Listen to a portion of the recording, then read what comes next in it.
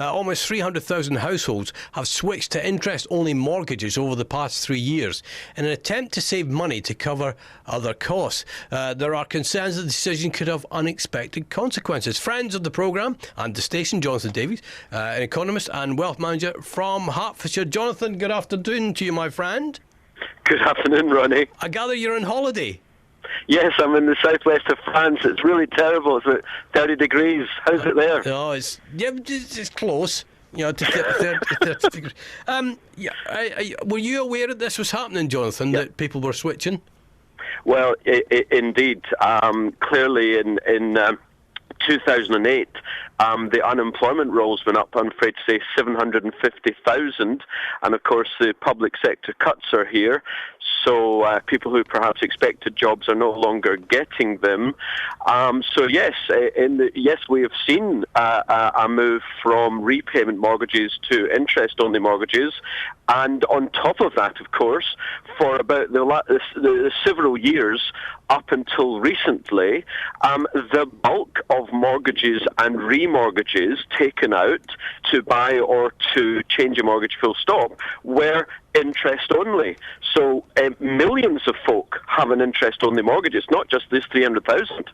The banks, you would have thought, would have learnt their lesson and have to be, maybe a bit fatherly and say, hang on, this isn't a good move, because eventually you will have to pay the capital. No, the banks are playing a game. They are technically insolvent. What I mean by that is, were they actually to repossess the properties, both commercial and residential, that are bad? In other words, that the amount owed on the properties is more than the value of the properties. Well, it would just create a domino effect.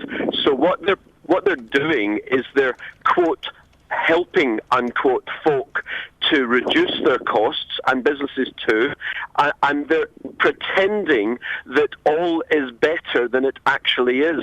There is what is, in the parlance, there is a shadow inventory of stock out there which is effectively financially dead. In other words, the banks know that they're not going to get their money back on it, so they're trying desperately to keep the pretense going that all is not too bad, and because of that they're able to show in the short term higher profits than previously. But I'll tell you, the problem is massive, and the issue that we're talking about here is that people have taken the short-term decision to see them through a apparently short-term problem of either lack of income or higher costs of living, so they've moved from capital and interest mortgages to interest-only mortgages. But I'm sorry, they're deluding themselves. They're in cloud cuckoo land, because while house prices are falling, their mortgage is not.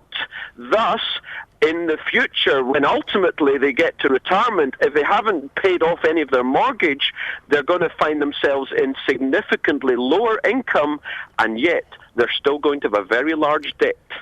Jonathan, I'll let you get back to your holiday, my friend. Thank you. I hope you got your factor, you're Scottish, your factor 95. Right.